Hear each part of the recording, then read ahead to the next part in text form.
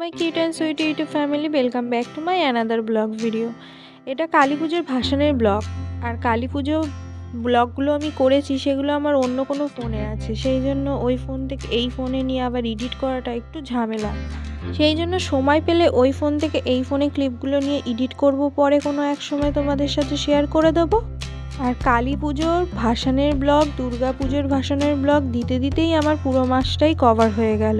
কবে আমি আবার অন্যান্য ভিডিওগুলো ছাড়তে পারবো।